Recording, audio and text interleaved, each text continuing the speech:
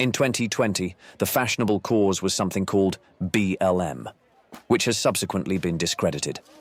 On the 7th of July, a group of useful idiots desecrated the Churchill statue and the cenotaph. Sound familiar? The following week, a group of patriots came to London to ask why. On that previous Saturday, the police hadn't acted to stop these actions. In their own words, they chanted, "Where the fuck were you last week?" Sound familiar?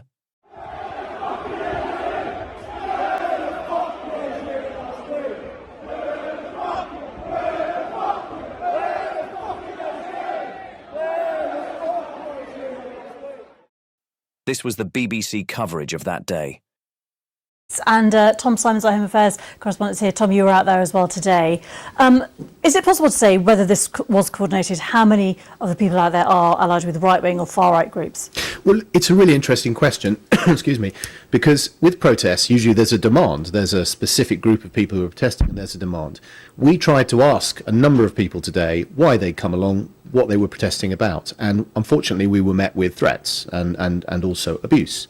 And there was a big, significant proportion of people from the Football Lads Alliance, which is effectively a sort of loose grouping of football clubs and their supporters. Now, the FLA is not a particularly political organisation, but I think it has been motivated by what it would regard as threats to pieces of British symbolism, the statues, and also the threat to history. And so the few people I was able to speak to without being threatened today, that's what they said. They felt that they were angry that Churchill's statue had been threatened and that it had been graffitied last week, and that they felt that it was wrong to do that. In fairness, this BBC man did a decent job during the day of proper reporting.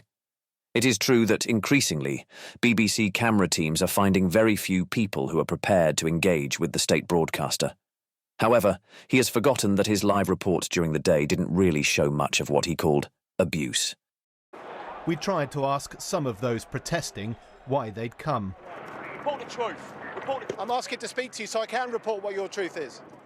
It's quite hard for us to ask these protesters what their demands are. One protester who would talk said he felt Churchill, British history, were under attack. We're all working class, we live side by side. Nobody here has an issue with BLM. And you know, some people have been asking whether there were Nazi salutes. It's not clear whether there were, whether we can verify that or not. I didn't see anybody give a Nazi salute. I've been out most of the day in the protests from quite early on, and you can be sure if somebody did, the very trigger-happy photographers who are around the place will get in there and take pictures of it. So, we look forward to those pictures. We now know the extreme far right will be having counter protests, and for those reasons, I'm asking people to please, please, please stay at home.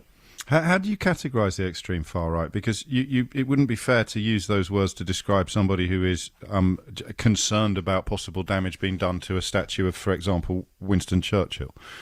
Well, we now know, not just the police, but anybody can do some basic research, that some of the extreme far right are using language of protecting statues, but really it's about them being there to, get involved in violence and disorder. And some of the language used over the last 24 hours by the extreme far right, you and I both know the characters we're talking about are one where they're talking about protecting statues, but they're also talking about taking on Black Lives Matter. And I'm really keen to avoid either, criminal damage, statues being damaged, graffiti, but also the violence and disorder. I'm going to push you once more on your deployment of the phrase extreme far right, because there will be a lot of people who would find the idea of some of these memorials, some of these statues being defaced or damaged are profoundly upsetting, and they do not deserve by any stretch of the imagination to be described with the words that you're using. So just for clarity, what